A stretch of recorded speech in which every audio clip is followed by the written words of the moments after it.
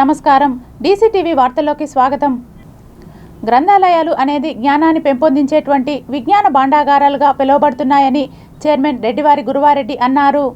Tirupati air bypass రోడ్లోని ప్రథమ శ్రేణి గ్రంథాలయంలో ఏర్పాటు చేసిన విలేకరుల సమావేశంలో చైర్మన్ రెడ్డివారి గురువారెడ్డి మీడియాతో మాట్లాడుతూ గ్రంథాలయాలకు విచ్చేసిన పాఠకులకు ఎటువంటి అసౌకర్యాలు కలగకుండా మెరుగైన అత్యాధునిక వసతులతో సేవలు అందించేందుకు తాను కృషి చేస్తానని ఈ సందర్భంగా ఆయన తెలిపారు.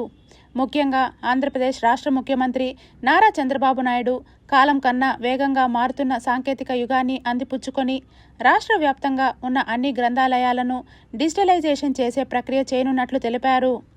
మండల నగర జిల్లా ప్రథమ, ద్వితీయ, తృతీయ అన్ని శ్రేణులను గ్రంథాలయాలను అభివృద్ధి బాటలో నడిపిస్తానని పేర్కొన్నారు. పోటీ పరీక్షలకు అవసరమైన పుస్తకాలను పాఠకులకు అందుబాటులోకి తీసుకురాబోతున్నామని, కాంపిటేటివ్ ఎగ్జామ్స్లో పాల్గొని పరీక్షలలో ఉత్తీర్ణత సాధించి భావి భారత పౌరులుగా నిలవాలని ఆకాంక్షించారు. పాఠకులు పుస్తక పఠనం వైపు మొగ్గు చూపే విధంగా ఆలోచన చేసి ఒక రూపకల్పనతో ముందుకు పోతున్నామని, గ్రంథాలయాల అభివృద్ధే లక్ష్యంగా పనిచేస్తూ మరిన్ని సేవలు తీసుకురాబోతున్నామని అన్నారు. గౌరవ ఐటీ విద్యాశాఖ మంత్రి లోకేష్ గారి సారథ్యంలో ఈ యొక్క డిజిటలైజేషన్ కూడా తీసుకురావాలన్న లక్ష్యంతో పనిచేయాలన్న ఆలోచనతో ముందుకు పోతా ఉన్నాం.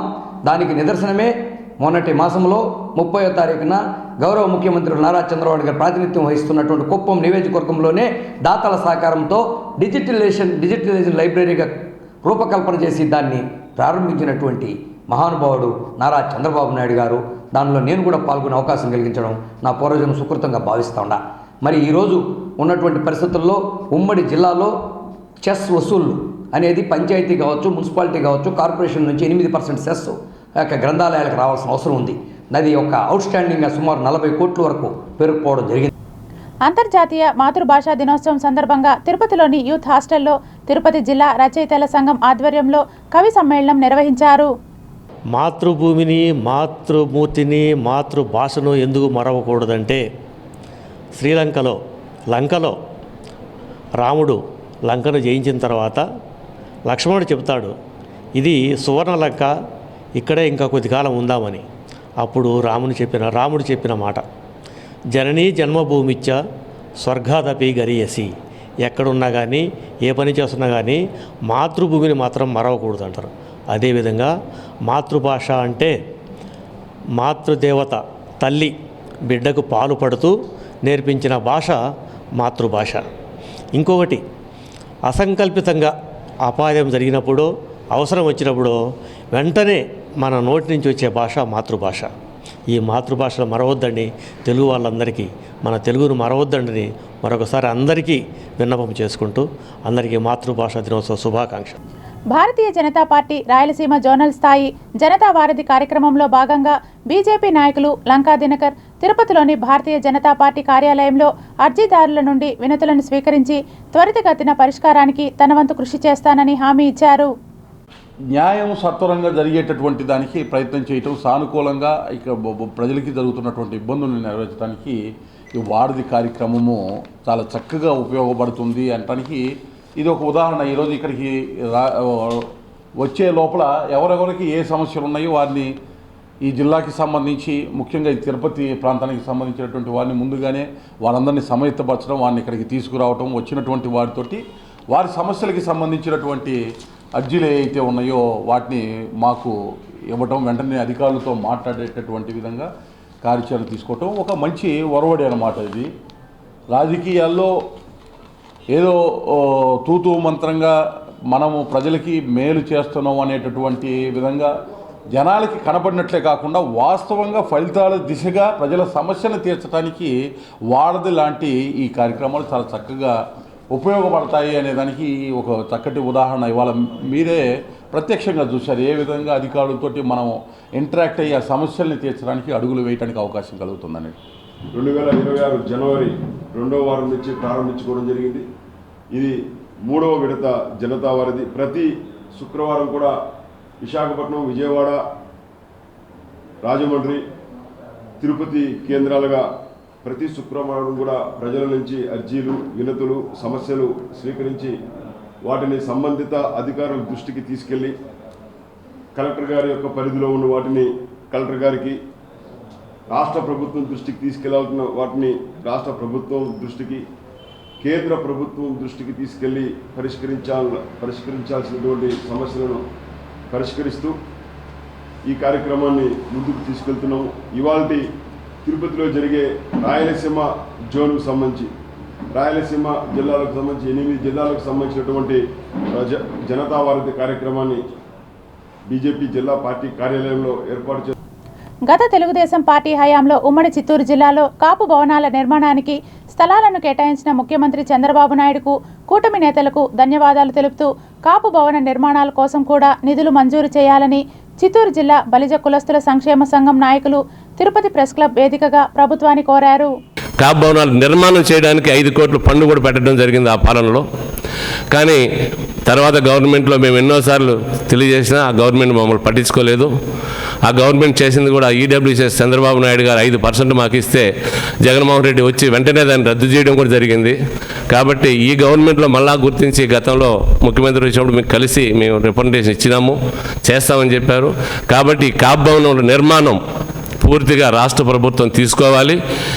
ముఖ్యంగా కుప్పంలో 2.5 ఎకరా ఇచ్చారు, చిత్తూరులో 2 ఎకరాలు ఇచ్చారు, తిరుపతిలో 2 ఎకరాలు ఇచ్చారు.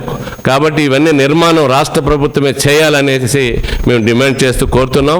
ఎందుకంటే కాపులకు ఒక జ్ఞాపకార్థంగా ఇది చేశారు కాబట్టి ముఖ్యమంత్రి గారు గుర్తించి ఖచ్చితంగా చేస్తారని కూడా కోరుతున్నాం. మన శ్రీకృష్ణదేవరాయలు ఎన్నో చెరువులు, ఎన్నో ఇప్పుడు కరువు లేకుండా మనం ఉన్నామంటే రాయలసీమలో కొన్ని ఏరియాలో ఆయన చెరువులు తవ్వించినవి, ఆయన చేసుండే అభివృద్ధి కార్యక్రమాలే తార్కాణము.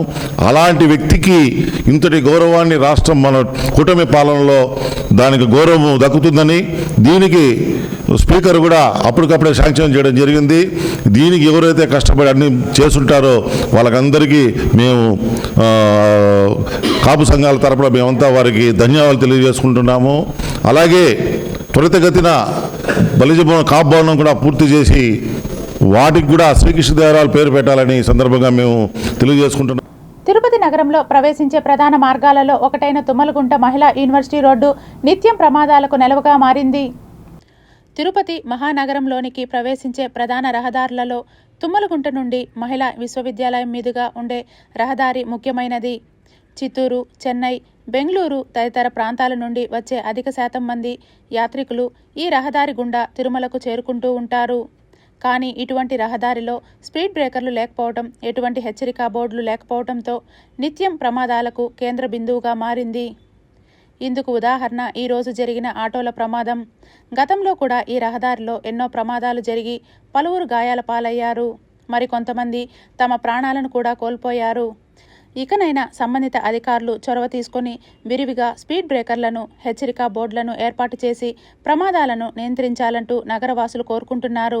అర్హులైన సంఘటిత, అసంఘటిత రంగ కార్మికులు విధిగా ఈ శ్రమ్ కార్డులు నమోదు చేసుకోవాలని సహాయ కార్మిక కమిషనర్ చిన్నలాలప్ప కోరారు. కేంద్ర, రాష్ట్ర ప్రభుత్వాలు శ్రామికులకు అందిస్తున్న పథకాలను ప్రతి ఒక్కరూ సద్వినియోగం చేసుకోవాలని సహాయ కార్మిక కమిషనర్ తిరుపతి శాఖ చిన్నలాలప్ప అన్నారు. తిరుపతి గాంధీ భవన్లో తిరుపతి 2 వీలర్ మెకానిక్ అసోసియేషన్ సభ్యులతో కార్మిక శాఖ సమావేశ కార్యక్రమాన్ని ఏర్పాటు చేశారు. ఈ కార్యక్రమానికి నగరంలోని మెకానిక్ సోదరులు పాల్గొన్నారు. ప్రధానమంత్రి శ్రమయోగి మాన్ధన్, ప్రధానమంత్రి లఘు వ్యాపారి మాన్ధన్ ఈ శ్రమ్ పథకాలను సద్వినియోగం చేసుకోవాలని పిలుపునిచ్చారు.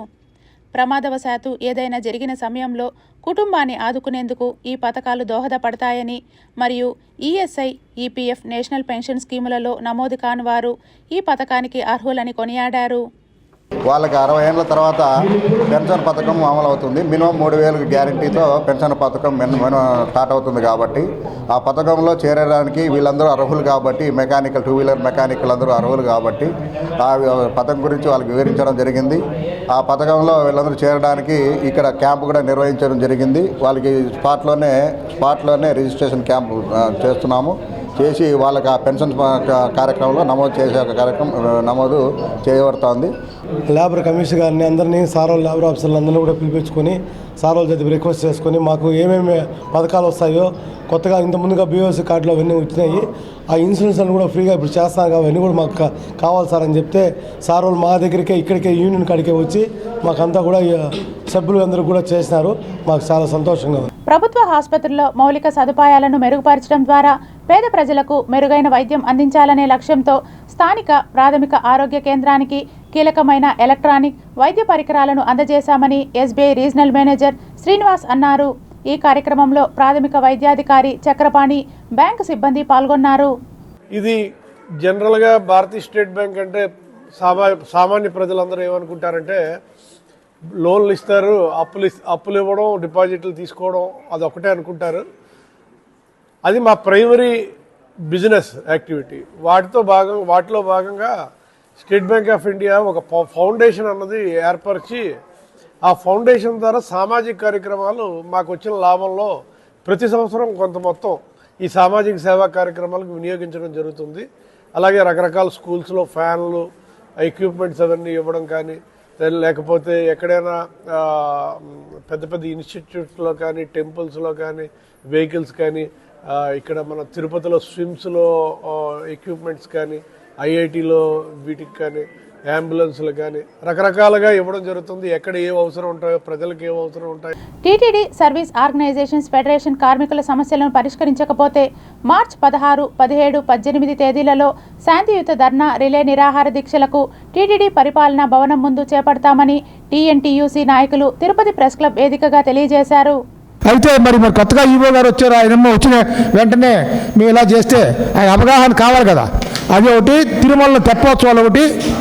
మళ్ళీ వెల్ఫేర్ అధికారి వాళ్ళ ఫాదర్ ఎవరు చనిపోయారంట, అందువల్ల సంక్షేమ అధికారి లీవ్లో ఉన్నాడు. ఈ 3 కారణాల వల్ల ఆయనకు ఫోన్ చేసి అడిగాము వెల్ఫేర్ అధికారిని, అయ్యా ఇది పరిస్థితి, నా పొజిషన్, నేను కూడా ఊర్లో లేను, ఇలా ఉందని చెప్పడం జరిగింది. అయితే ఫైల్ ప్రాసెస్లో ఉంది, మీ సమస్యలు పరిష్కారం చేస్తానని ఆయన హామీ ఇచ్చారు, కానీ రిటర్న్గా మాకు ఇవ్వలేదు. అందువల్ల 15 రోజుల లోపల కానీ మా సమస్యల పరిష్కారం కాని పక్షంలో ఈ నెల రేపు 16వ తేదీని మేము డేట్ కూడా ఇచ్చాం. మేము ఆ డేట్లో కంపల్సరీగా మేము నిరాహార దీక్షలు, రిలే నిరసన చేస్తాము. ఇప్పుడు కూడా మేము అడుగుతున్నామంటే మా కొత్త సమస్యలు అడగట్లే, మాకు ఇదివరకు హామీ ఇచ్చినటువంటి టీటీడీ లైసెన్స్ పోర్టర్స్ ఉన్నారు, లైసెన్స్ పోర్టర్స్ని ఇదివరకు ఉడికినీళ్ళు కాస్తున్నారు, యాత్రికులు సప్లై చేస్తారని మీకు తెలుసు. ఏకసభ్య కమిషన్ నియామకాన్ని టీటీడీ మాజీ చైర్మన్ భూమన కరుణాకర్ రెడ్డి తప్పుపట్టారు. ఇది పూర్తిగా రాజకీయ ఎత్తుగడనేనని అభిప్రాయపడ్డారు. అందుకే రిటైర్డ్ అధికారితో కమిషన్ వేశానని తెలిపారు. ప్రభుత్వ నిర్ణయం సుప్రీంకోర్టును అవమానించడమేనని పేర్కొన్నారు. సిబిఐ సిట్ తన కనుసన్నలలో విచారణ జరపలేదని, తాను అనుకున్నట్టుగా వైఎస్ఆర్ కాంగ్రెస్ పార్టీ నాయకుల మీద, మా నాయకుడు జగన్మోహన్ రెడ్డి గారి మీద అభియోగాలు మోపలేదు కనుక తాను ఆశించిన విధంగా రాజకీయ కుట్ర ముందుకు సాగలేదు కాబట్టి ఇప్పుడు ఒక రిటైర్డ్ అధికారితో ఈ వన్ మ్యాన్ కమిషన్ని వేసినారు, దినేష్ కుమార్ అనేటువంటి రిటైర్డ్ ఆఫీసర్తో. దీన్ని మేము పూర్తిగా రాజకీయ ఎత్తుగడగానే భావిస్తున్నాం. సుప్రీంకోర్టు పర్యవేక్షణలో సిబిఐ సిట్ వేసి దర్యాప్తు చేసిన తర్వాత అదే అంశం మీద మళ్ళీ కమిషన్ వేయటం అన్నది చాలా ఆశ్చర్యం కలిగించేదే కాకుండా సుప్రీంకోర్టును అవహేళన చేసేటువంటి అంశంగా కూడా ఉంది. సిబిఐ ఛార్జ్షీట్ వేసిన తర్వాత ప్రభుత్వానికి కొన్ని సిఫార్సులు చేశారని ప్రభుత్వంలోని మంత్రులే కేబినెట్ సమావేశంలోనే చెప్పినారు. ఈ వార్తలు ఇంతటితో సమాప్తం. సమగ్ర సమాచారంతో డీసీటీవీ వార్తల్లో మళ్ళీ కలుద్దాం. అంతవరకు సెలవు. నమస్కారం.